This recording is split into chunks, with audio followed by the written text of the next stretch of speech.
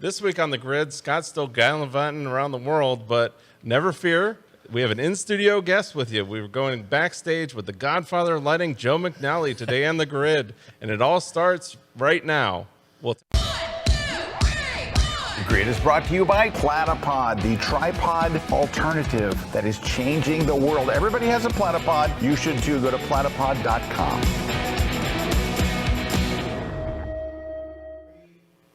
Well, hey, everybody.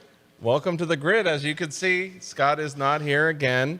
He's doing what he likes to call, I go gallivanting, but he's doing the gallivanting this time. Who told him he could take a vacation? I know, right? You know, right? Has he read his contract? I know.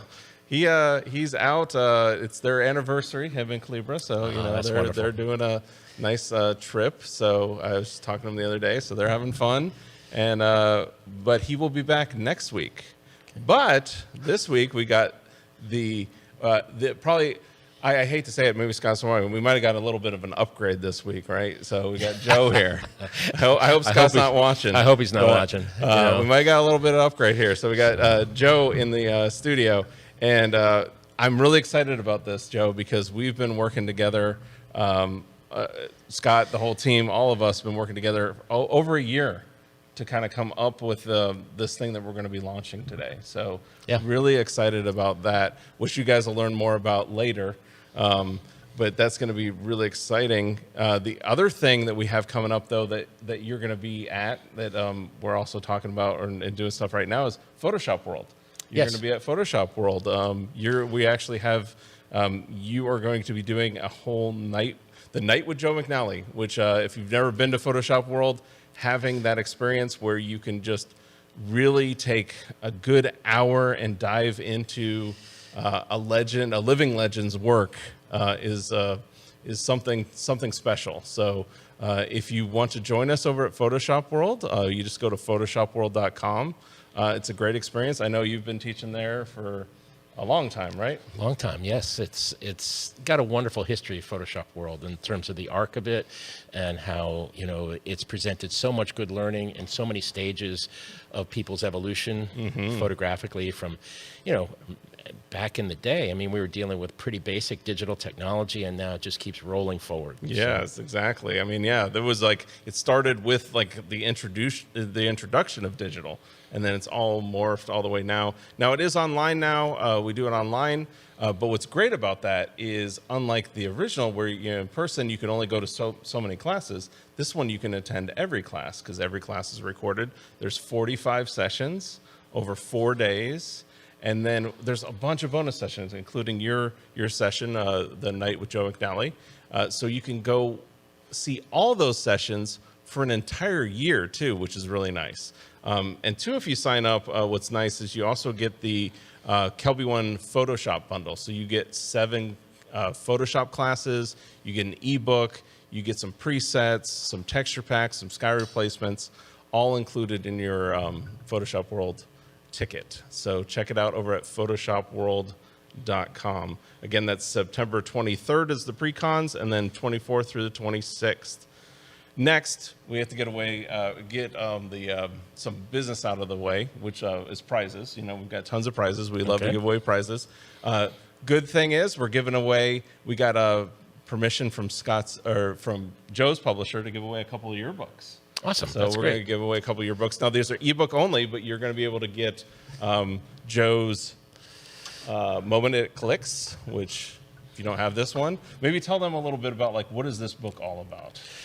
Well, the Moment It Clicks kind of came to me via Scott, really. I mean, he was at a lecture, and he came up to me afterwards, and he said, dude, you got to write some of this stuff down. Yes. And so it's anecdotal. There's a lot of learning in it, and there's technique and approach and where to put the light and all of that, but it's really couched in the middle of stories. And there's also some very funny stuff in there. There's some stuff that's just really off the cuff about being a photographer. It's one of my favorites, and that's what I love about it is the storytelling, which is such a big part of photography. If you want to get better at your photography, I think storytelling is kind of like the key, right? Mm-hmm. Along with other keys, lighting, which you're the master of. But the storytelling and the lighting is part of the storytelling, right? It is. Light is language. I've said it 1,000 times, and it's how we articulate ourselves. When our eye is in the lens, we discern light, we discern the subject, etc., and pursue the story. But you're absolutely right. All the technology stuff stays on the sidelines, really, or is in service to the story you're pursuing. Correct, yeah. I mean, how many great pictures have you seen out there, Pulitzer Prize winning pictures that are out of focus? Poorly composed, off the cuff, just hastily done, because the moment is there, the photographer had the presence of mind to record it, and all of the quote-unquote critiques you might make of it stand off to the side because of the simple power of the photograph. Yes, and that's what I love about that. The moment it clicks, because it all comes together. And then the next one is The Real Deal. So tell everybody about that one. So we're going to give away this one, The Real Deal. Sure. This one's a little heavier. The Real Deal is, the Rocky Nook, the publisher, is very patient. We talked about it and signed a contract, and then 5 years later I started writing. So, Scott and Ted, big shout out to you guys and your level of patience with me.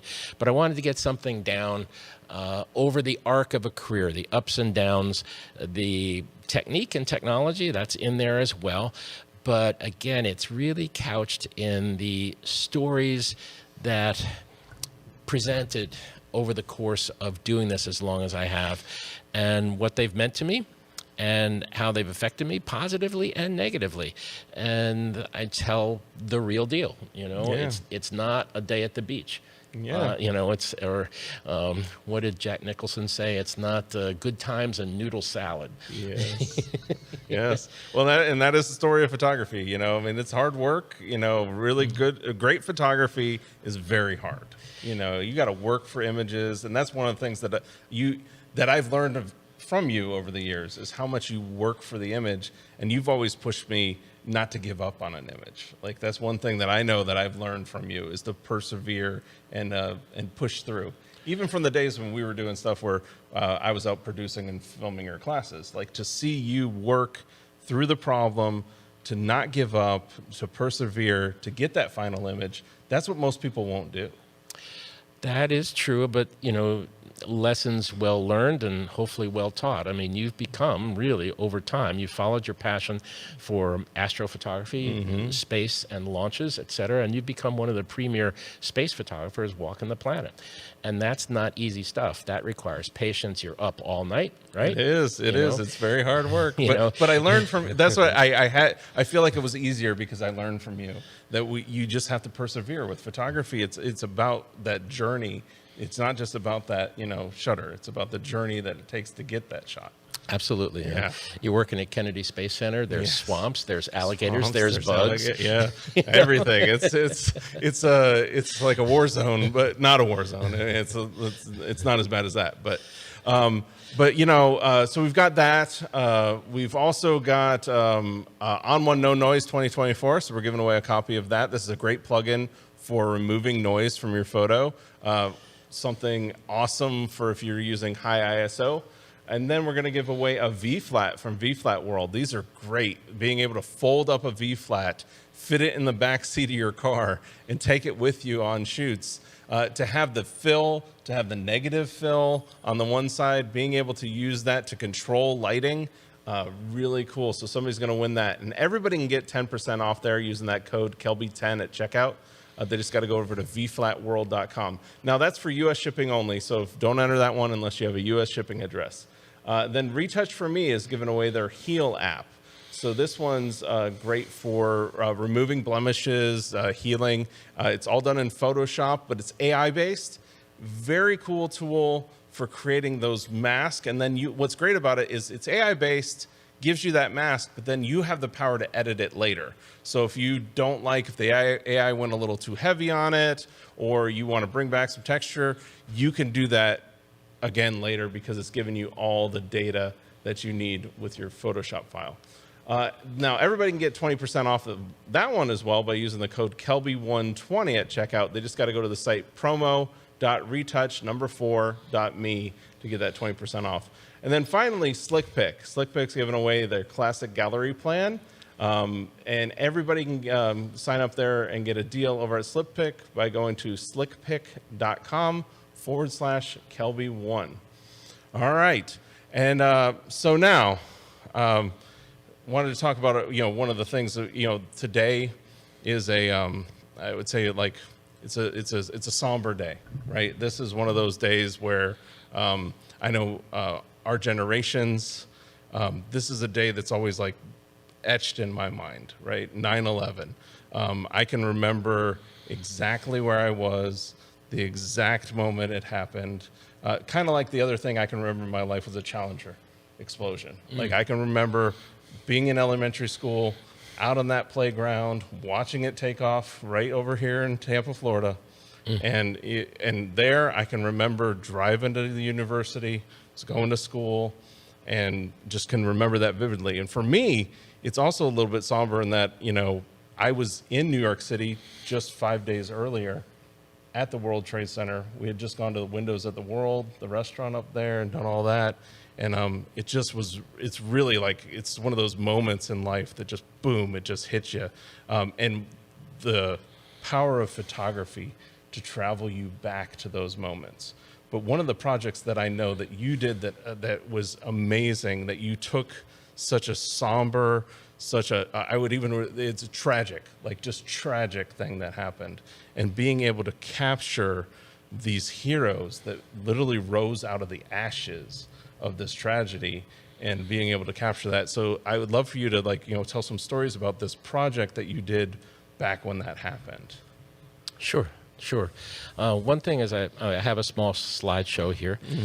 One thing that the slideshow does lead up to is just a quick note. It leads to the project we are going to announce. So is that going to preempt you? No. This Okay. is what we want. Right. We want to talk about this. This was we lined this up. This was one of those things where I think we have to talk about this today. Sure. It's just one of those things that I just generationally, again, it's just so etched. And what's great about it too is, I have a daughter. Being able to show her these things, explain these things to her, because she didn't get to experience that. Sure. But then like understanding like this is where this comes from for us, and why this was such an emblazoned thing in our minds. Sure. Yeah. Well, the shock of it, the suddenness of it, if you looked at those trade centers, I had photographed them thousands of times. And it was the idea of New York without the trade centers.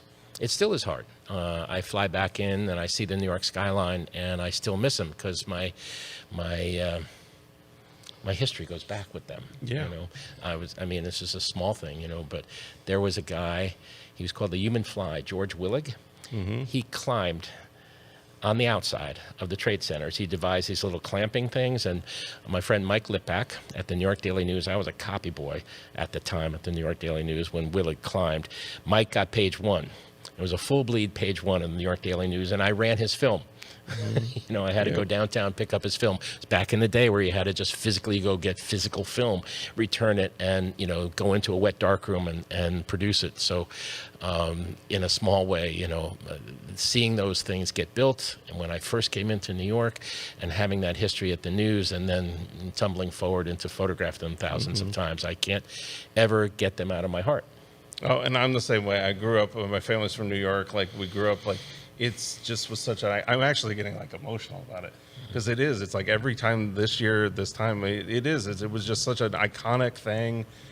It was just a special place. It was just part of the skyline, and you just you always knew that it was there. It was always going to be there. How could they never be there? Exactly. How could that ever happen? Yeah.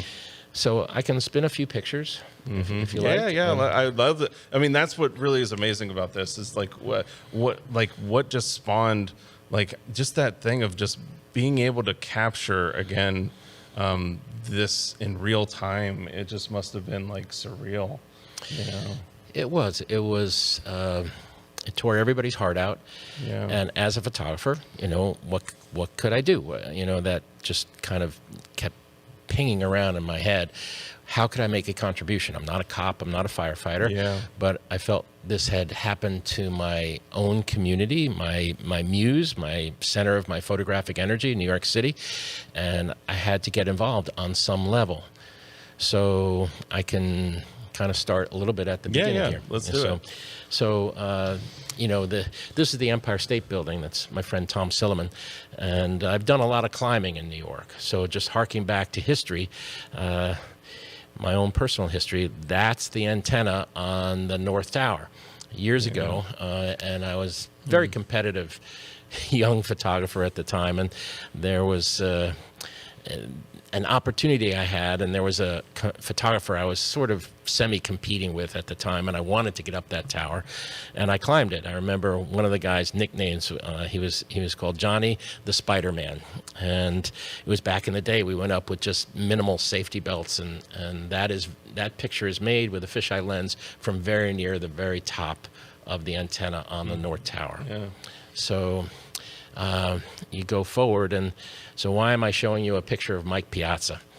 He was the catcher of the New York Mets at the time, and you can see the plume in the way back there, and in the blue sky. That's the dust cloud still rising. Sports Illustrated assigned me to photograph Piazza, and we brought him to the top of a roof, which was not easy to do after 9/11, to find a rooftop in New York City.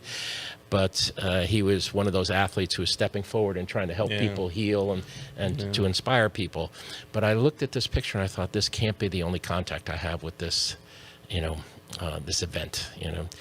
So why am I showing you a picture of ballerina?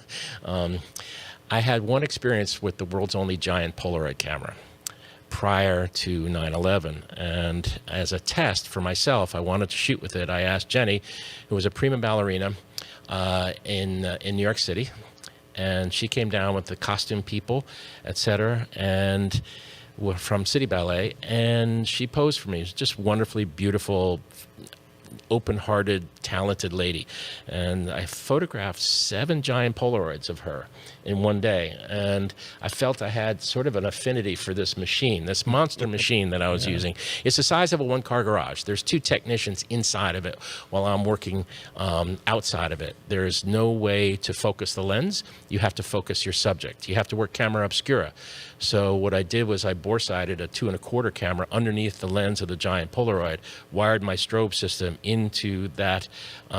It was a Mamiya RZ, and I used the RZ to trigger the strobe system, so I'd get a simultaneous dupe. I'd get a 2 1/4 image, and I'd get an identical Polaroid. So moving forward, all I had to show people, to talk to people and see if they would come by this camera, because it's a physical installation and it doesn't move around. You can't bring the camera to someone. They have to come to it. I went down to the Great Drone Street Firehouse, which was just a few blocks from where the camera used to be located, down in the Bowery district of New York. And all I had was a giant Polaroid. And when I say giant Polaroid, I'm talking about a positive print that's 40 inches by 80 inches. So it's life size. Life size. And I rolled out this picture of a ballerina on the firehouse floor. Now, this was a company that had lost quite a number of men. I believe they lost 10 or 11 men. And they gathered around, they looked down at this. You could predict the comments, why are you showing us, a lady in a tutu, etc. But a couple hours later, there was a rap of a Halligan on the steel door of the studio, and they had rolled the truck around. And the first firefighter who stepped in front of the camera was John Baldessari. And it started from there. Word spread, and people started coming by because they had this grapevine that there's this nutty guy with this giant camera that was making these enormous prints, and a lot of money, any money it could possibly generate was going to go to charity. So these are among my favorites. Louis Caccioli's on the right, Billy Ryan and Mike Morrissey in the middle, and Harry Davis from Squad 18. Harry just did that, by the way. I let people do and be who they were. So Harry just went up in front of the camera and he cradled his axe like a baby. And I said nothing to him. Right. Janusz Dempscher, window washer, that I have a squeegee blade he autographed for me on my wall in my studio. That particular squeegee blade is in the Smithsonian. he was trapped inside of an elevator and with 3 or 4 other people, and they pried the doors open and were confronted with a wall of sheetrock. And they scraped their way through the sheetrock with the squeegee blade and saved everybody in that elevator car. Jason Cascone, his very first day of work was as a probationary firefighter, was 9/11. He was given last rites and put on a bus and sent to the pit. You know, Joe Hodges, retired now, very dear man, very solid firefighter. A lot of firefighters retired after 9/11. Joe didn't. He told me, he said, look, it's not the time for us to retire. We got to stick on the job and show the young guys the way. Father Jordan, who was, I call him the cursing priest. He just gave me so much grief. Wanalomi, a paramedic. I'll keep moving here. You know, asbestos workers, and you know, that was, I mean, yeah, that was the thing about it. It was such a tragic thing, but out of that tragedy, like, everybody rallied around to help. Yep. It was just like, it was just one of those moments in my life that I remember, like, everywhere it was like that, but especially in New York City. It was on, next level. The community that sprang up around support for these first responders and what people could do, how they brought food, they set up stations for sleep. It was a galvanizing effort on the part of the entire city and other people too. People flooded into the city who just wanted to help. Yeah. And you stick with people as a photographer. You stick with people. I'm friends with a lot of the folks from this project, even now on this day, and you know, I stay in touch with them. You know, it's not as you know, frequently as it used to be. A lot of the firefighters, or in fact probably all of them at this point, who I knew from that time are retired, as is Louis. This is Louis on the Brooklyn Bridge. We did another project 10 years on. Yeah. And we brought the giant Polaroids back out, and I re-photographed people on digital. And so Louis is standing up here on the Brooklyn Bridge, you can do that when you're a New York City firefighter, because nobody's going to tell you to get down. You know. Yeah. And he's just a great guy, and he had a significant role in saving a lot of lives on 9/11 day. So, Archbishop Demetrios, who's now retired, he is holding there, and this is 10 years later, the twisted candelabra from the church that got crushed, the Greek church, Orthodox church that was crushed. That's since been rebuilt, but that's one of the very important artifacts, if you will, from that day for the Greek church. And Archbishop is a very, you know, a spiritual man, but he was also a pretty decent guy. You wouldn't, you know, you'd sit down and have a coffee with him, you know, and talk about things. Danny Foley, you know, his brother Tommy. That picture is in Danny's headband here. Danny, whenever he went into a fire, had his brother's picture on his helmet, and his brother was on Rescue 3, and all of Rescue 3 died when they arrived. They were among the first people there, and Danny found Tommy's body. So the Foley family is an extraordinary family. I'm still in touch off and on with their sister Joanne, who has worked very hard over the years to keep their memory alive. I'm sure she's at the pit right now. I'm sure she's at the memorial service reading names. Yeah, I was watching that this morning. Okay, and this is Mike. Again, you know, Mike Morrissey. He's retired now as well, but he lost his cousin on 9/11, and that cross is made out of WTC steel. And I photographed him 10 years later. And I won't go, I think, beyond this here, but I asked Jenny to come back down. Well, it's great. It's like it all comes together, 10 years later, she's posing on that floor where I first rolled out the Polaroid of her that made, you know, the the fire truck come around to the house. It was engine 33 that first came around, and the gentleman who first stepped in front of the camera is with the blue shirt right next to her on the camera left. That's John Baldessari. And as you can see, a lot of the firefighters gathered around there are younger. You know, there's been a generational change, quite obviously, over the course of time. So, in a way, I mean, this was a contributory aspect of why I came to you with the ideas that we had, because if this project became a book, and it became a traveling show, and it helped raise close to $2 million for the relief effort, which was donated to the rehabilitation of downtown public education in New York. And it was a difficult, stressful time, but there were good things that did come out of it. And the pictures did help. They offered a bridge to people who wanted their story told. Yeah. And that was an emotionally powerful thing to offer them. In the way, you know, you think photographs, oh, you know, everybody's got an iPhone, it's click, click, click. But photographs really mean a lot, and they become part of someone's life, their soul, their memory. And to the small degree that this project helped participate in that in some measure of healing, I'm happy that it did. So, and I thought, well, if I didn't, you know, if I didn't kind of know what I was doing with a camera, I couldn't have done this project. Yeah, I mean, and that's really where this comes full circle here, because like we wouldn't have this if you didn't have that foundational knowledge of photography. Exactly. I mean, it's not just technical skills. It is partially that, but it's also all of a piece. It plays into your confidence as a photographer that you know you can do this. I walked in to the head of Time Warner, one of the top bosses, and he was old Georgia newspaper man, smart as a whip, and he's the kind of guy I'd look at you sideways, let you babble, and then give you an answer.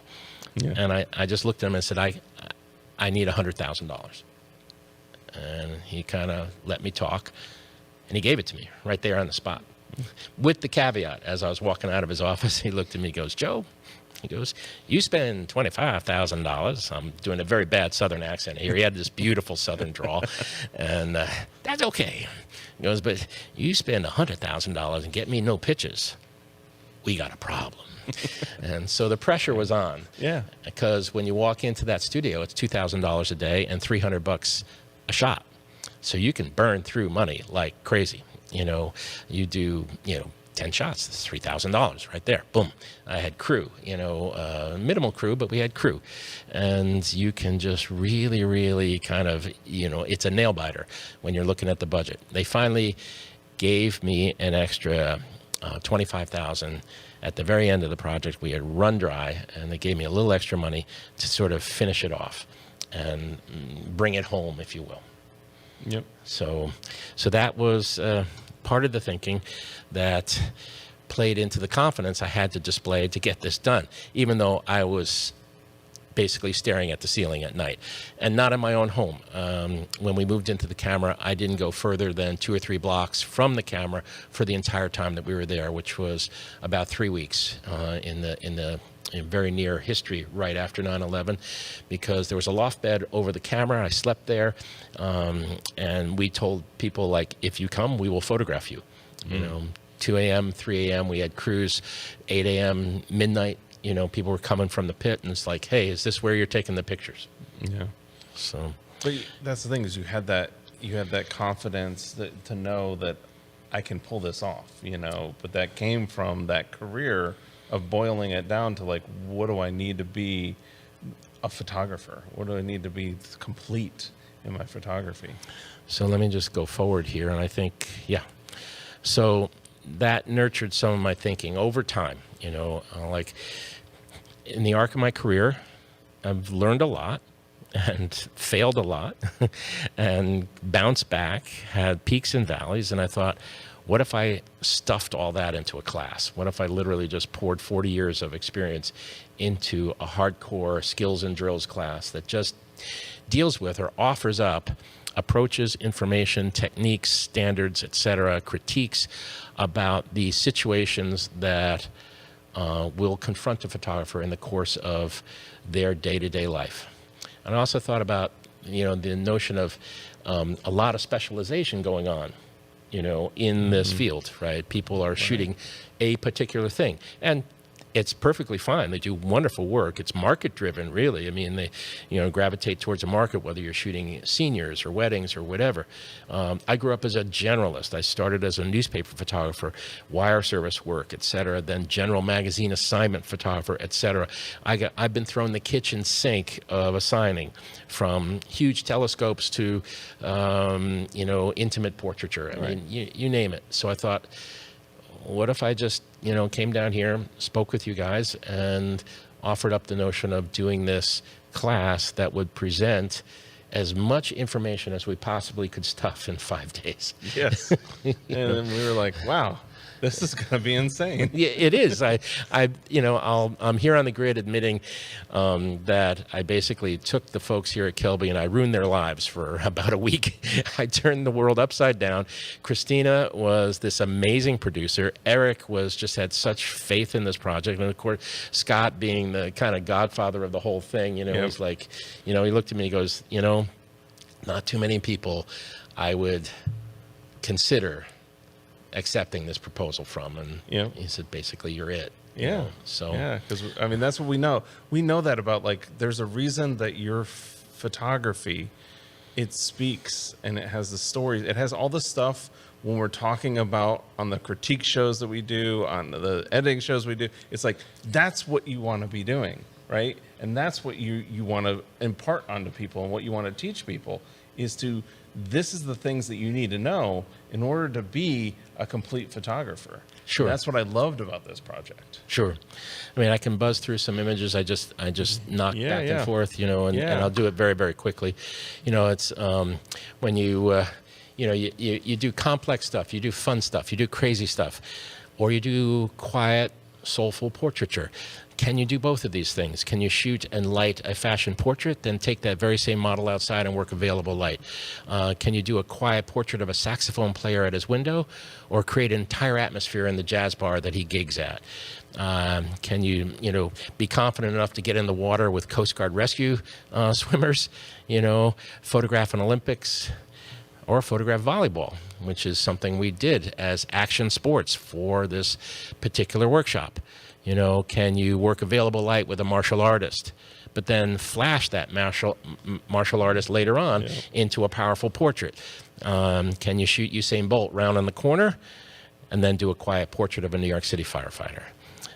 Can you do the world's largest group of jazz musicians, or an intimate memorial scene in the aftermath of Kurt Cobain's death? Can you do this powerful picture of runners coming at the camera, obstacle runners, but then also perceive later on in the day the available light portrait could be just as powerful? Can you do a crazy portrait of an Irish pub, or just a quiet scene in someone's kitchen? Can you do a beauty and glamour portrait, or a portrait of a Navy SEAL? Flash out on the street, a train car, a coal miner in the studio, on stage, and create window light. Do a little fashion thing, and then a more soulful portrait of the exact same face. Portrait of a firefighter. We did this down in Tampa. Can you do a puppy and that's a very big puppy. Big puppy. And or shoot in a bar, and as we did here down in Tampa, or do a martial artist flying at the camera. These are all things that we did during the course of our workshop. In 5 days, we covered so much ground, and we brought it. It was definitely, I like the term skills and drills, because, we didn't go to an exotic place on earth. I'm not insulting Tampa. It's a beautiful, beautiful city, wonderful city, but it's not necessarily exotic, right? No, it isn't. But that was the point, I think, of it, like, that's what we sometimes get presented with as photographers. Like, exactly. We have to work with what we got. Go to the shop down the block and make a portrait of the owner. That's what we did. Have to do. And that's what we did. And that's what I loved about this project. So that's where today, what we did with this is, we try to meet people where they are in their photographic journey. Some people, like we had some people, which we're going to meet later in the show, that were able to, they were fortunate enough to be able to come down here to Tampa, spend a week with you, go through the whole training, do all that stuff. But that's a large investment. That's something where it's not obtainable to a mass amount of people, right? But we at Kelby One, like we were like, how do we get this information out to more people?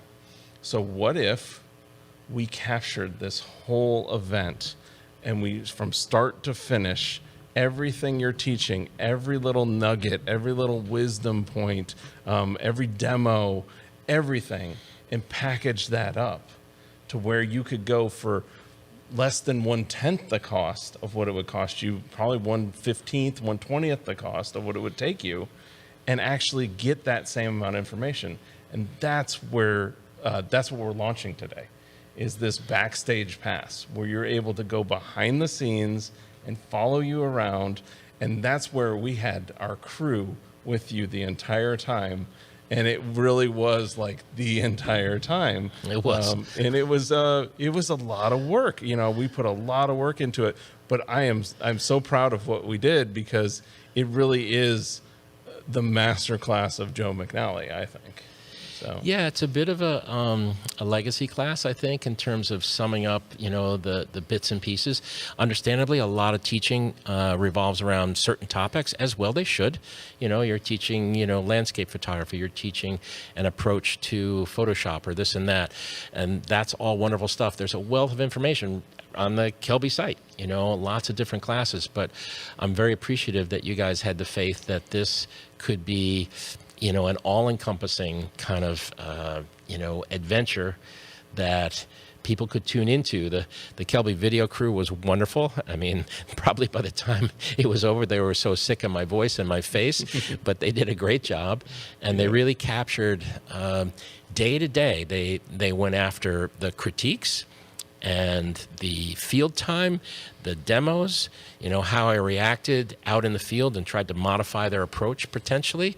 Also, wonderfully, Lynn Del Mastro, who's been my studio manager for 32 years, more than that perhaps, we'll never tell. But Lynn is a wealth of experience, negotiations, rates, rights, copyright issues, ownership of photographs, how to pitch yourself into the market, how to price yourself. She tuned in via remote and gave the class a wonderful presentation in the business of photography as well. How it's one thing to want to do stuff and shoot stuff, but you got to keep the lights on.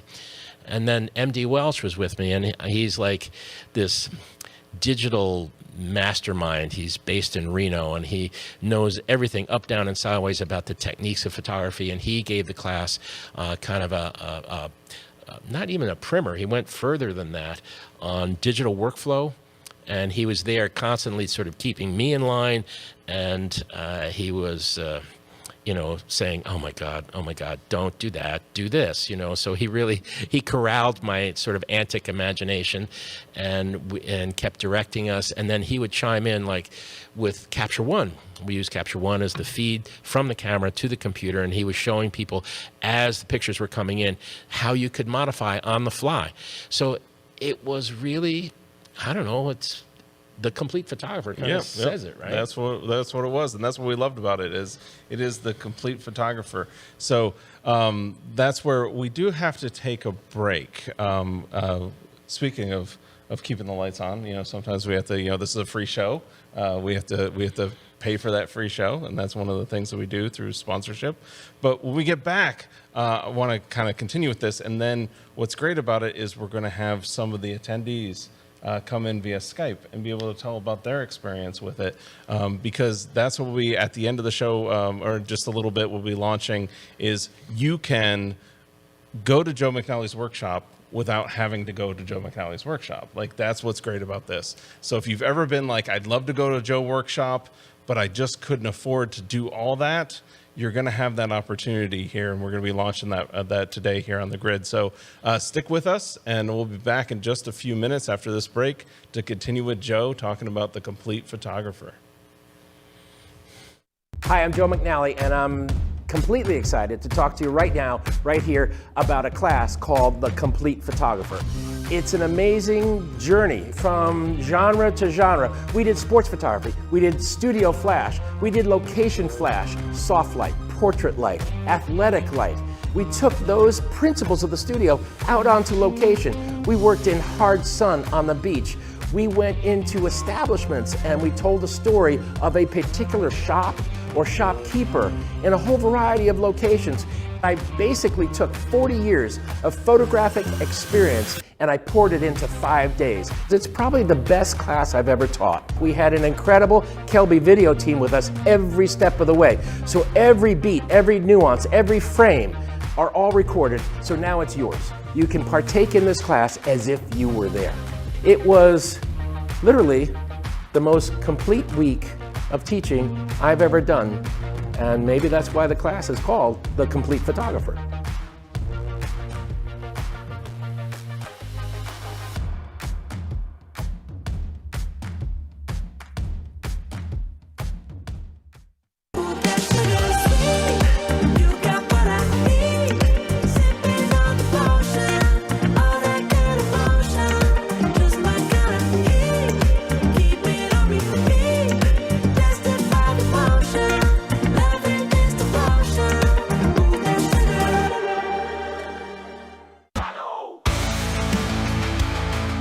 Everyone, I am nature photographer Ian Plant, and this video is part of Kelby's National Park series.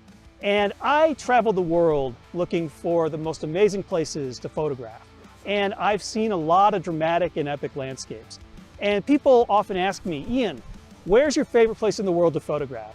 And they're often surprised that my answer is Badlands National Park in South Dakota. I love the Badlands. And it's ironic because this is a place that often gets overlooked by other serious landscape photographers.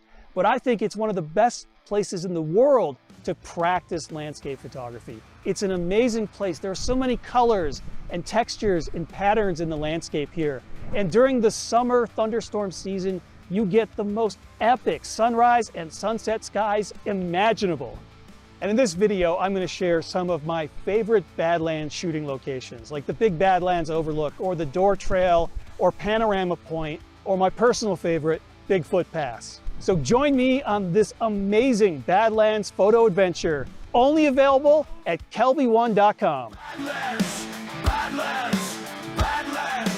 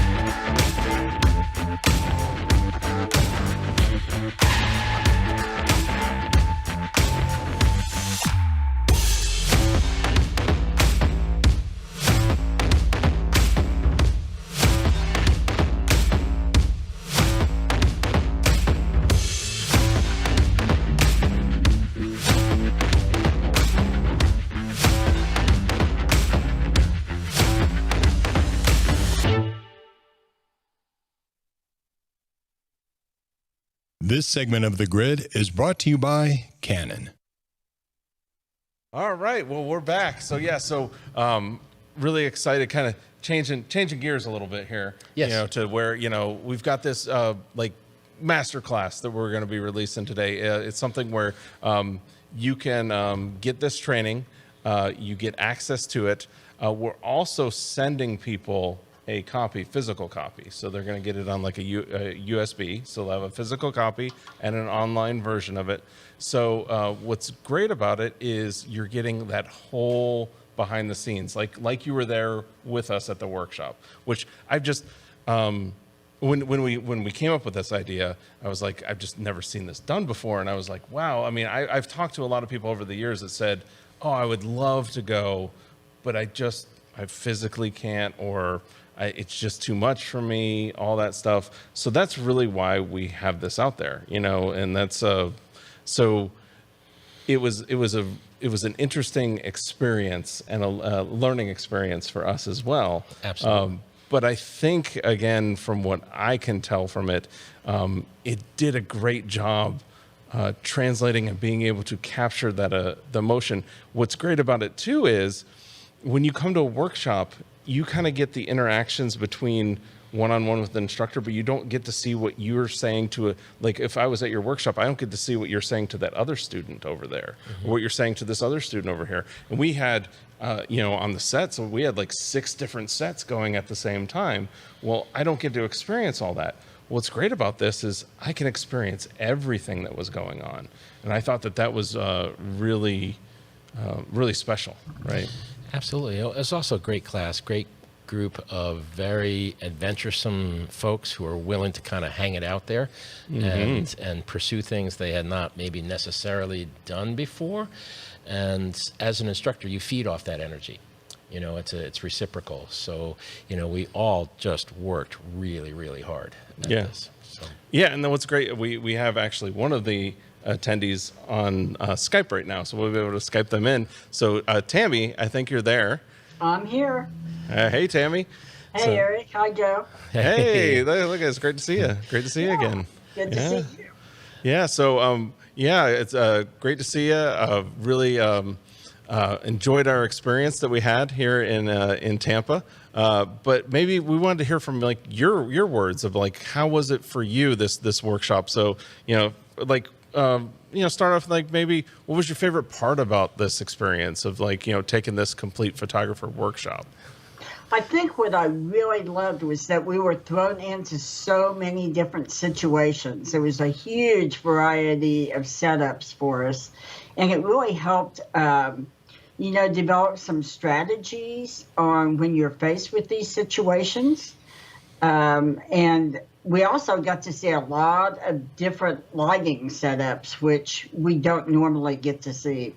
Right. Well, and that's what I think is so key with that, because lighting is like part of the language. As you say, it's a language of photography, right? But it's such a big part of photography that being able to expose yourself to that and see all the different setups, that was great. What do you think also, like, taking the workshop, how do you think it's like changed or maybe improved your photography? I think it's really made me much more nimble. I can go into a situation, I can assess it fairly quickly now, look at the light, look at where we need to set up, what we need to do with the models or whatever we're taking a picture of, and fairly quickly knock out some decent photos. Right, and there you go. And we're looking at your pictures. Decent. Yeah, we're looking at your pictures right now from a couple of your pictures from the workshop, and it's amazing. It also helped that Joe was there to critique us and help us get better every day from what we had shot the day before. Yes. Well, I think that the comment you had up front, that was really the goal, is that you had, Joe, was instilling that confidence. So it's great for me to hear, because like as an instructor, as a trainer, as what we do, we always want to accomplish the goal of what we want. And what I think, Joe, what you set out to do was, I want people to walk into a situation, like you said in your presentation earlier, walk in, look at that scene and go, I'm confident I can do that. I'm confident I can pull that off. And that's where, I think that paralyzes a lot of photographers, is when they're just not confident when they walk into a setting. Sure. I mean, Tammy said, or used one very significant word. She said nimble. And I've always advocated that on location, you have to be nimble both mentally and physically. And you have to move around. You have to be anticipatory of what could go wrong, what the weather would be like, what do I do if this doesn't work out? So one of the things that I've always advocated is, yes, you get a setup going and it's looking pretty good. Don't get kind of completely satisfied or happy with that. Always be thinking, in anticipation of what's my next picture going to be, you know, because now you have one in hand, but you still got to go forward. And so I was very grateful to Tammy that she used that word. And her photography, we've known each other a long time now. Her photography is just taken leaps and bounds, but and she's excellent when she's behind the camera. But I'm very happy that this class she feels is a bit of a watershed and pushed her forward. Yeah, and Tammy, speaking of that, did you have any of those like aha moments during the workshop where you're like, wow? I think one of my biggest ones, so along with Joe, there's other instructors there. And he brought in a gentleman named M.D. Welsh, who came up to my husband and I at one point and said, you need to slow down. You need to think about what you're doing. Don't try to rapid fire through everything. Assess it and take the best picture you can. And that was, while I knew that, somehow in that moment, it was like, oh yeah, you're right. I need to just relax a little bit and slow down and take the best picture I can. Awesome. Well, yeah, and that's a big part of it. And that's what another thing that I loved is there was a lot of people in the workshop too that hadn't gone even, there was a couple we hadn't even used a strobe and what they were walking out with by the end of the workshop, because again, it was just more about understanding light, understanding the position, because the technology is, once you get past the technology, it's like the technology part's easy. It's the vision part that gets a little harder.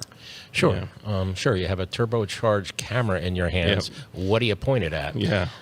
So yeah, I'm very, again, thankful to the class and Tammy for being on today as an instructor. It's always about the road traveled. You want the class that you're teaching to travel forward significant fashion, you know, and that's really important. And what would you say to other photographers, Tammy, you know, about this workshop? Would you recommend it? Like, what would be your thing about this workshop? So I'd say absolutely recommend it. I'd learned more in 4.5 days than I have in many, many workshops I've been in. So it gives you such a variety of tools that you'll be able to use when you don't even expect that you're going to use them. You can say, oh yeah, I remember that from that workshop. And I just think it's invaluable. Awesome. Well, thanks for sharing that. And thanks for sharing your images too. They were awesome. I always love seeing other photographers' images. That's great. Yeah. I mean, that was that candy store. Candy store. Yeah. I love that candy store. That was a little hidden gem. Yep. And there's the owners. Yeah. So such wonderful folks, you know. Yes. And you and David built a bridge with them right away, which was really, really informed the quality of the photographs you were able to make. Yes, it creates that story. You had that story with them. I mean, you know, it was just such a classic, and like them having to open that shop during COVID and like the stories that they had from that, you know, it was just it was amazing, and how you interweave those into the photographs. So very cool. Well, thanks for joining us. Thanks for sharing your story. We appreciate that, and we will talk to you soon. We'll be in touch soon. All right. Thanks. Okay. Thank you, Tammy. Thanks. Well, that's awesome. It's great to see him. You know, it's, again, we became kind of like a family in that week, you know, and that's usually how these workshops work. And actually, speaking of that, that's what's great about this experience is because this is part of Kelby One, it's something that you're investing in on a platform like ours, that when you get this Backstage Pass to access the class, you're also getting access to a community where you can discuss with other students who are taking this Backstage Pass, and also instructors. So, you know, we're in there, you're in there. There's ways for us to interact through this experience where it's not just a one-way street. That's a big thing with us is, you know, we always want, with all of our classes, with all of our courses, with all the stuff that come out, conferences, anything we come out, we just don't want it to be a one-way broadcast. That this is a community thing. It's a learning thing. So that's one of the things also that you get with this is the ability to discuss with other students, discuss with instructors. If there's any questions that you have, because stuff comes up. as you're going through that journey, and having that ability because of being on, a platform like Kelby One is I think part of it makes it almost the experience more valuable, because you've got that communication that you don't just have that, like, again, broadcast. Because sometimes in life, when I'm just watching a video and I can't ask questions, I can't interact, I just don't have that feedback. And being able to have that feedback is very important, and something that you're going to get with this. But yeah, so we do have to take another break, because again, we got to keep the lights on for a free show. But when we come back, we've got another workshop attendee joining us. So we'll have, I think, Will here joining us in just a second. So we'll be back in just a few minutes.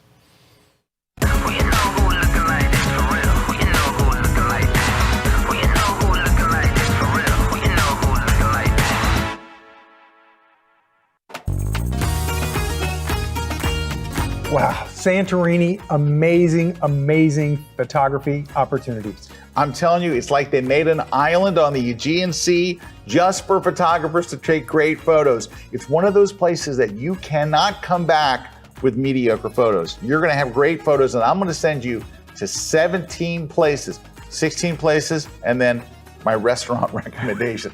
Oh, the food. So in this course, I'm going to show you my very favorite places to shoot, all the iconic places you wouldn't find on your own. Really neat stuff. Great little asides and stuff that you're going to go, I can shoot here, I can shoot there. It's amazing how close and compact it is. So whether you're there on a cruise or you're flying into Santorini, I got you covered. I have all these places and a PDF that shows the location, gives you a sample photo, tells you exactly where it is, gives you the address. I am setting you up for success in a photographer's guide to Santorini. And where is it found, Larry? Only on Kelby One. Exactly.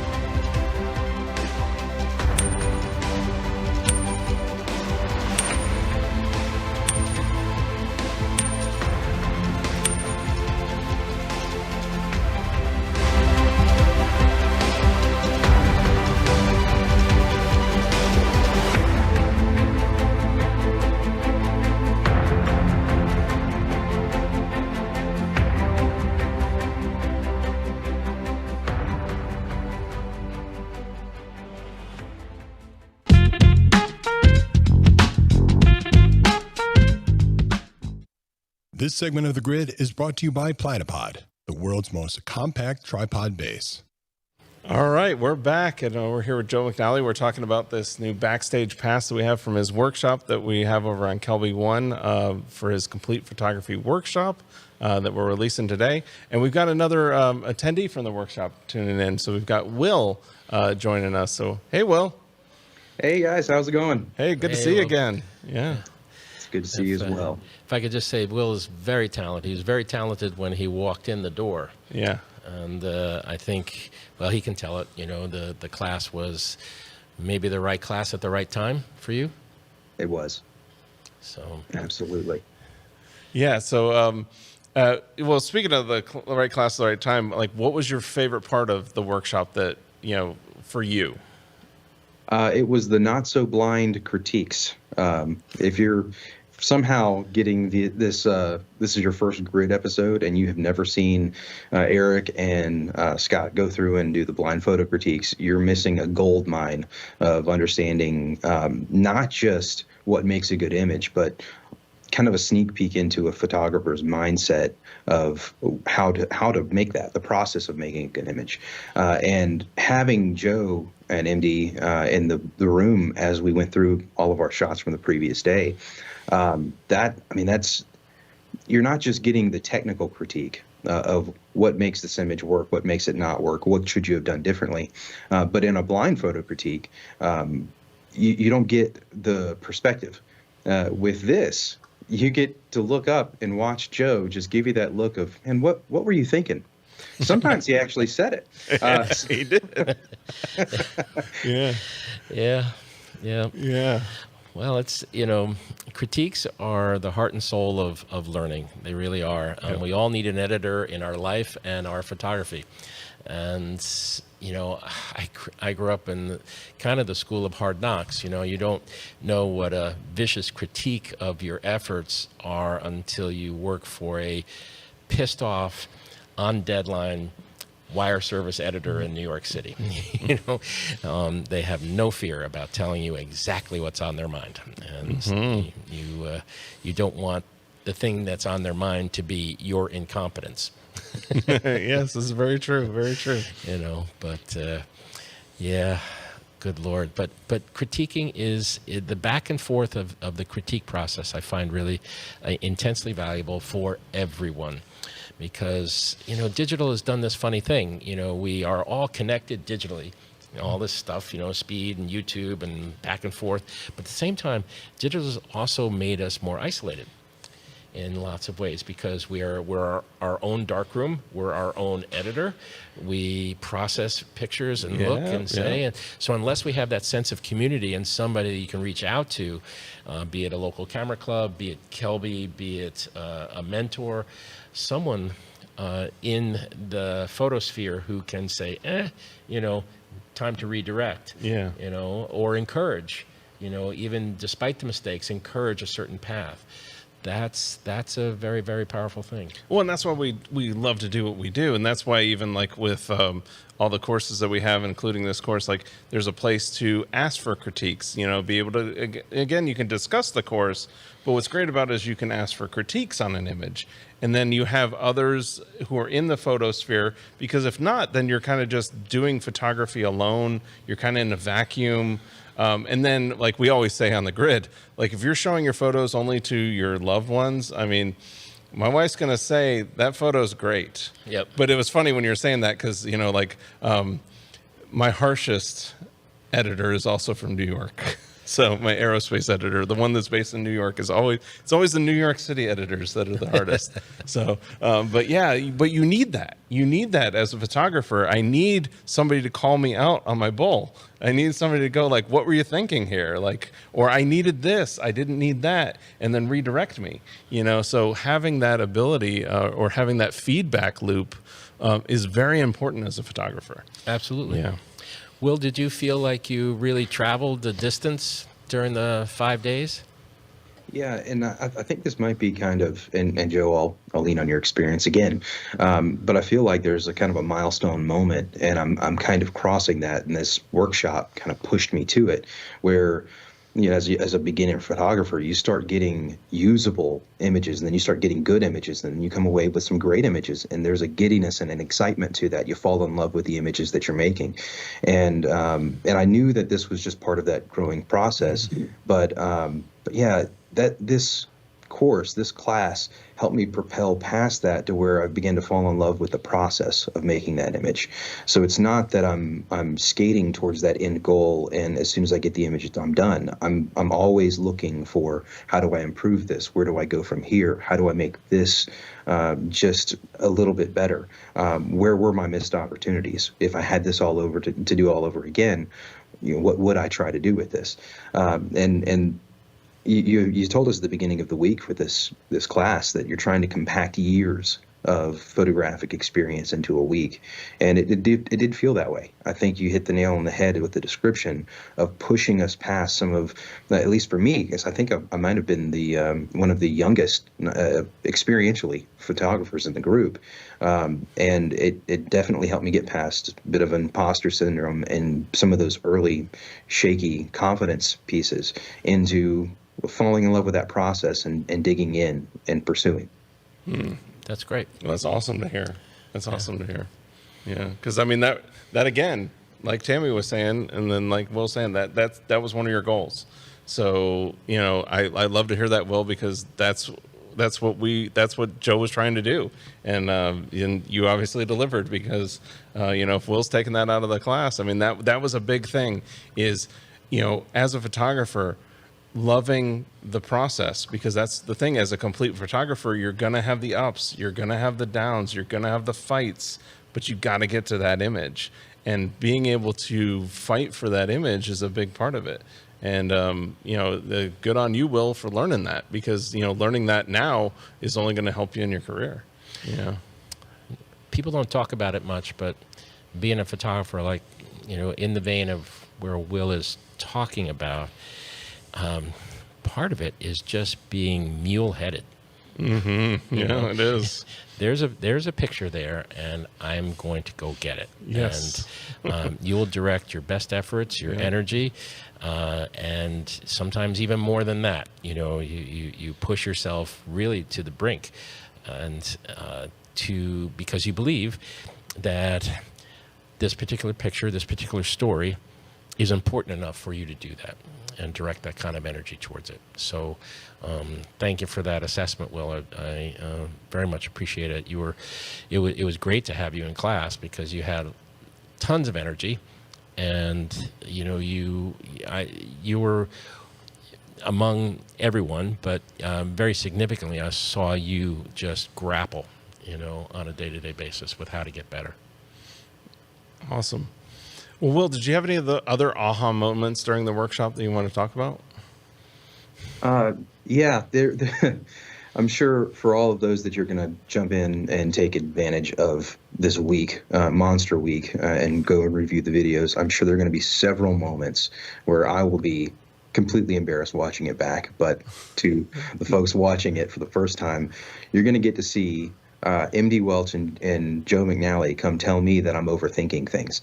And the aha moment, it's kind of an old thing where, you know, I know from other professional pursuits that you don't have to use every tool in the toolbox every time, right?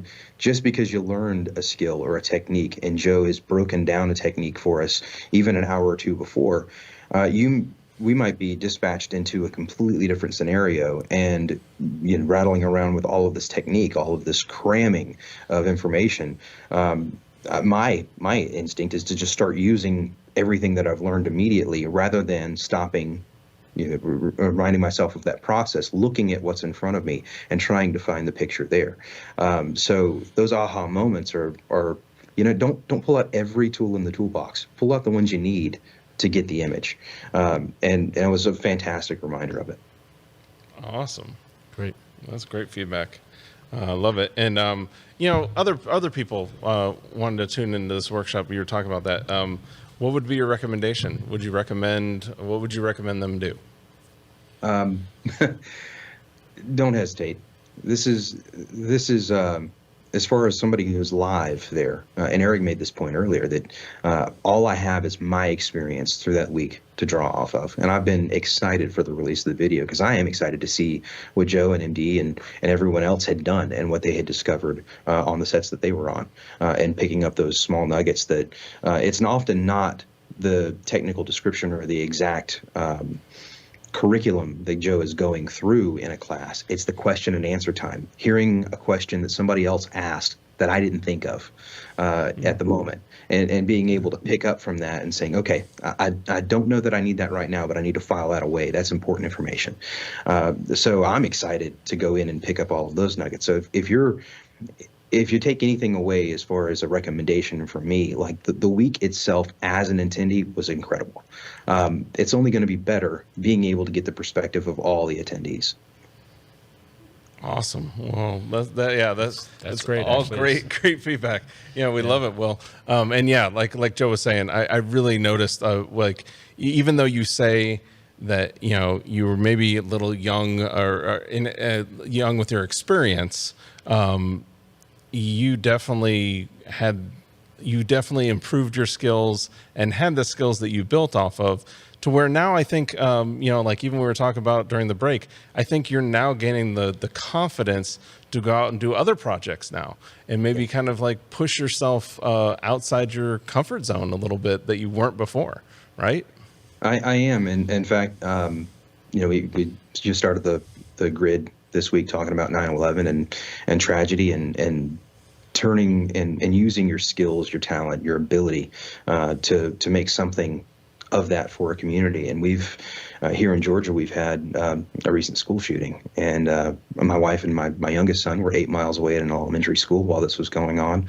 I had several of my coworkers less than a mile away doing various projects, and I'm building my studio 5 miles from that campus. So to say this is close to home and this is a heavy week or two for us here, that's an understatement.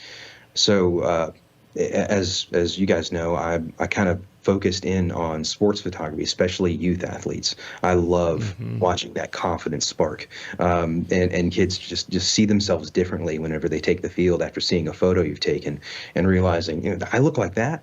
Oh, I'm good. You know, you see them pump up, and the confidence comes, and they go into that next game with a spark, with an energy.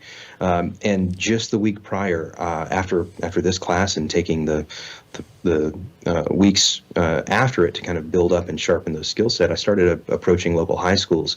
In fact, the week before, I was at the only other high school in Barrow County, photographing a football game there, freshman athletes. So a lot of these kids are very shaken up by this. So in the last week or so, I've had many of these freshmen reach out on social media. These kids are so much more connected than we were when we were at school, reaching out, asking for photos and asking for permission to share and all of that. So I think I'm kind of at the right time and at the right moment to take what we picked up in this course and start cataloging what's going on with these youth athletes. One of the teachers who lost their lives this week was the defensive coordinator of the football team. So we've got an entire team of young athletes that are shaken by this. And they're going to resume their athletic schedule. They're going to resume their academic schedule at some point here soon. And I'm going to be ready when they take the field. Well, Excellent. That's great. Yeah, I can't wait to see just what you do and what you do with it. Because I mean, photography has that power. It can run the gamut of emotions. I mean, that's what I love about photography, is its ability to take our three-dimensional world and snapshot it. But then when you make a photograph, and that photograph has the lighting, it has the subject, that's where, with me, it's always, over my lifetime, I picked up these tidbits from people like you, who are always in my head going, when I'm shooting an aerospace image, which is not, something that you did back in earlier in your career, but, or even a landscape image or any kind of image, it doesn't matter what I'm photographing. I'm hearing voices of people like you, and especially you in my head, it's always, what's your subject? Like, are you standing in front of something interesting? Is this worth capturing? Where's the lighting? What's the mood? When you get these voices in your head that are encouraging you and pushing you to make the photograph, that's what's important. And that's why we do what we do, because we know that, yes, the gear is fun. Yes, the buying new lenses is fun. But at the end of the day, that's not going to change your photographs. What's going to change your photographs is investing in yourself and investing in your skills and also your ability to see photographically. And I think that's what this will do for a lot of people. And that's why we wanted to do it. And I think that's where this will definitely, it's an investment though. It's one of those things where there's no denying it. Like, it's an investment. When you go to a workshop, it's a huge investment. And then you go and you do this, it is an investment. But I tell you that if you invest into yourself and you put in that effort and you go through the process, that you will get back tenfold out of your photography what you would rather than buying a new lens or buying a new camera or buying something that you think you need right now. But what you really need is that confidence as a photographer to become complete, like you're talking about. And that's why I think this is so powerful. That's just my opinion on it, though. So. I'm in accordance with that. My garage is filled with stuff that I thought I just had to have. I know, and that's what I just wish for people. I don't want you to go through. I don't want you to pay the tax that I had to pay. That's what I call it. It's like the tripod tax is one that I always paid, where I go and instead of just getting the good one, and then once I got the good one, now I've had the good one for 15 years, and it's like it comes with me everywhere because that's my workhorse. Like for my style of photography, I need and certain ones I need a tripod, and like that tripod's with me, and I never had to buy another one, but I had to spend a lot of money on that one to get the one. Right. And then once I did that, it was the right decision, but I didn't know. And I'd be like, if I just knew, and that's where, like having that confidence to know this is what I need, or this is what I don't need. Being able to do that is huge. It is huge for your photography. So, I mean, that's really what, I think that it's one of those things where if you can, and you can invest in yourself in that way, it's going to pay back huge. But it's not for everybody. It's definitely not for everybody. Some people are at different stages on their journey. But I will say that when I invested into myself and educating myself and pushing myself, that's where I got better as a photographer. It's all part of a piece, and I think Will is resoundingly endorsing that. So yeah. Well, Will, thanks for joining us. Did you have anything else that you can think of as far as anything that changed during the week? Anything that was just one of those things that's changed about your photography? Anything like that you wanted to share? I've been more adventurous with doing things that are just not point and shoot natural available light. I've been able to use strobes a lot more. Really lean into the creative process. One of the major mistakes, one of the regrets of the week, is we had this incredible opportunity to go to the Floridian Social Club and shoot the fire artists, and I overexposed the fire on every single one of the images, and it's one of those things that you just wish you could go do again. Give me one more shot at it. Yeah. But in the weeks since, it's like, okay, well, I'll create my own opportunity to do this. I missed my opportunity there. I'm not going to get that moment back. Let me go recreate. Let me go make good on that mistake. So one of my kind of internal themes for the week is if I can make a mistake, anywhere at any week in time, it's going to be this week while I've got Joe and MD and the Kelby One crew there. Like, let other people learn from my mistakes and let me go back and watch and let me pick up what I'm doing. And one of those aha moments, we'll get kind of 2-for-1 special here. One of the aha moments was we had walked into a set with a major color gel on a beautiful young lady taking a portrait, and the color was just messing with me. I wasn't expecting it. It wasn't what I was expecting walking onto the set. Color was vibrant. I ended up loving it after the fact. So I'm glad for the opportunity to do it. But Joe came by and he said, "Hey, why don't you just flip your camera into black and white, monochrome?" I'm like, "Oh, yeah, I can do that? Okay, let me go find it in the menu." We found it in the menu, and instantly I'm like, okay, just so simple. It's so simple to just look at the light, if the color is getting to you, if the color is messing with your thought process and being able to pull an image out of this, remove the color and look at it through that lens, through those eyes. And it was an instant kind of aha moment of, let me stop thinking about just what I'm seeing and start seeing what could be. That's great. Great thoughts. Yeah. Great thoughts. Well, Will, thanks for joining us. We appreciate you taking the time. We appreciate you sharing your images, and we appreciate you being part of this. Yeah. Thank you. Made a great connection with you, Will, down in the class. So thank you for everything and having the faith to come along and have this pretty crazy adventure. Thank you, Joe. I do it again. All right. Awesome. All right. Thanks. Well, that's very, very nice. It's great to hear. I mean, it's just great to hear because, I mean, I think that's where, that was a lot of your goal with this. So I'm hoping if you're at that stage where you're like, well, maybe this is for me, you can go check it out. I know Christina's dropped the link in the chat. It's kelby1.com, and we got it on the graphic as well. Joe and then hyphen something. She dropped it in the chat. I don't know if they're going to bring it up here on the screen.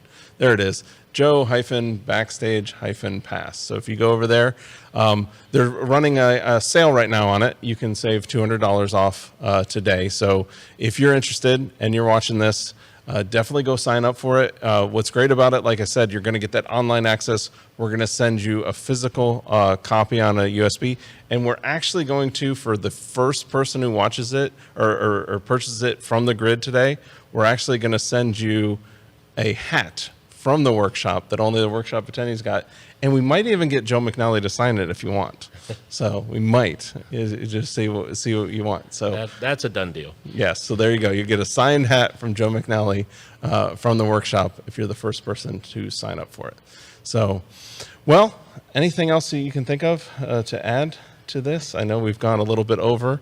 I've really loved the beginning of the show, even though I know it was a somber thing, and but I think that was great to see, because that's really your confidence that you had in 2001 gave you the ability to do that project and give back to the world. And that's where I love now to see, well, maybe that sparks something in Will to do the same thing. Yeah. That's amazing. So that's what this is what it's about. It's about passing this information on. And that was a big thing for you.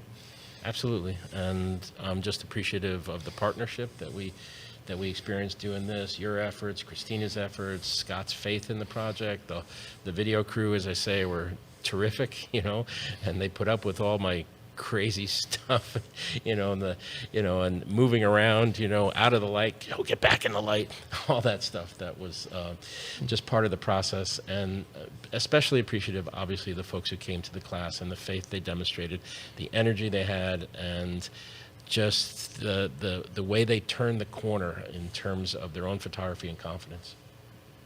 Well, cool. Awesome, Joe. Well, thanks for joining us today. Thanks for sharing those images.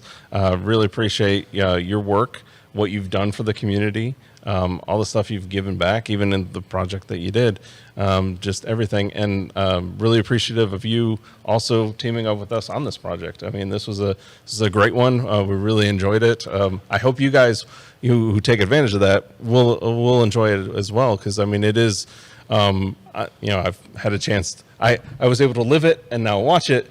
And it's one of those things where it's just invaluable. I learned so much from it.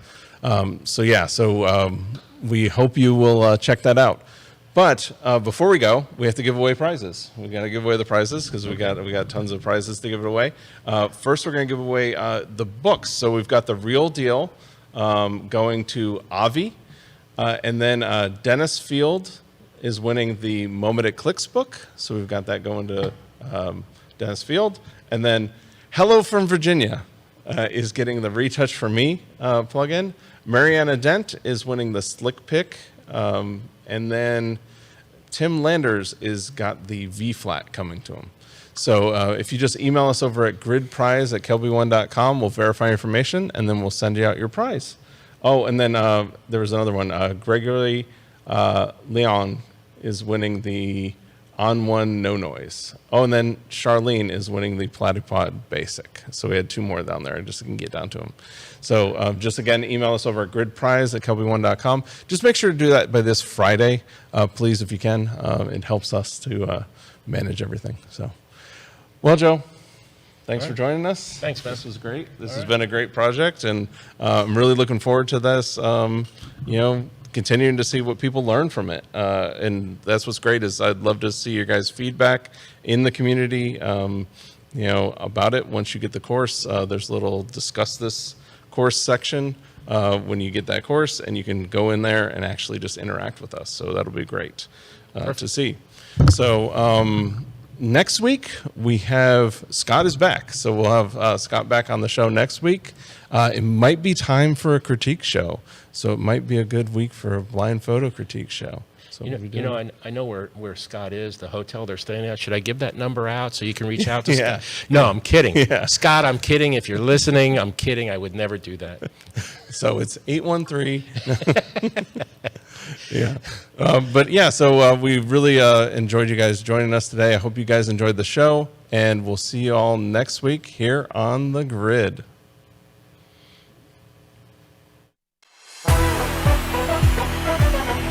Photoshop World 2024, where imagination becomes reality.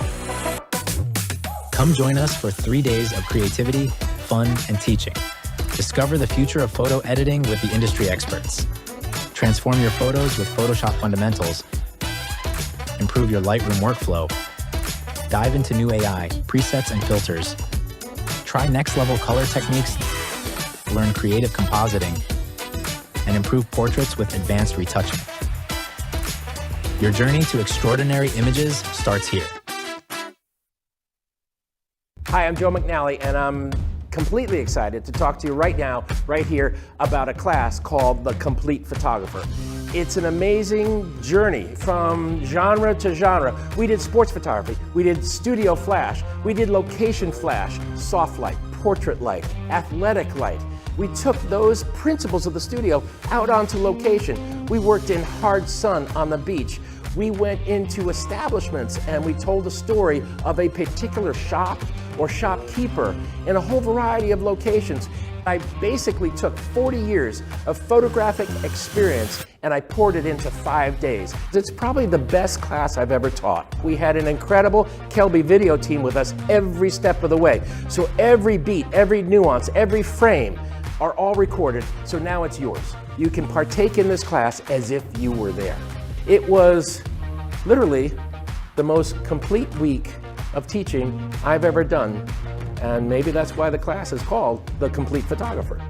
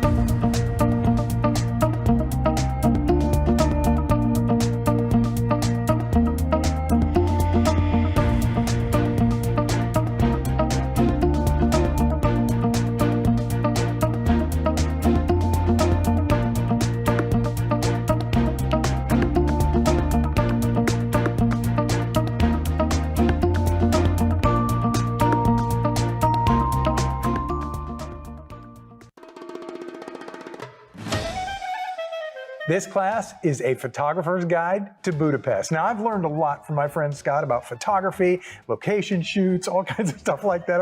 Great restaurants, right? Yes. This is a fun class. Oh, we're going to go to 17 different locations. If you're thinking of going to Hungary, and it is a wonderful, super photogenic, very, very fun city, and you want to come back with amazing pictures, 17 places, Larry. I'm going to take them to 17 locations. I'm going to say, here's where to shoot. Here's what the shot looks like. I've got some behind the scene photos. I've got maps to show you where to stand, where I took the picture, different angles. I'm going to give you insider tips. I'm even going to tell you where to eat. I got some good recommendations for restaurants because it's a foodie town. Woo, there's some good stuff there. And you know what else?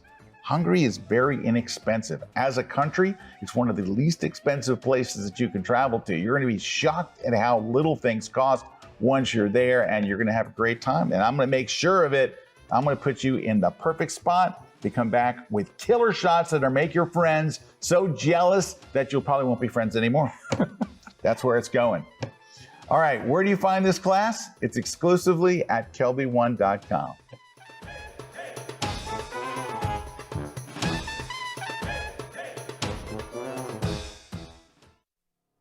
I am a portrait and wedding photographer based in Valencia, Spain. I do mainly commercial and editorial photography, and I retouch up to 100 photos a month. We shoot almost every day for all kinds of clients, such as commercial, beauty, and fashion. And we retouch our work more often, like every other day. I used to spend over 1 hour for one photo. If we want professional results, we must remove skin blemishes, do micro dodge and burn, highlight eyes, whiten teeth, and even reduce wrinkles in clothes. And this can easily take me up to 2 hours of work for each photo. So when I saw that there's a plugin for Photoshop that helps you retouch quicker, I was eager to get my hands on it. I read many feedbacks about it, and I found a lot of positive reviews, which made me to consider buying my first plugin. One of the challenges we have at the end of a session or wedding is to achieve an edition in our photograph that looks natural. This is where retouch for me has become a game changer. I love the feature that you can pick how much effect it has on your photo and you can adjust it accordingly to your style. I saved a lot of time and always end up having amazing result with my work. I am extremely happy with the quality. Now I am more efficient and have more time to spare with my family.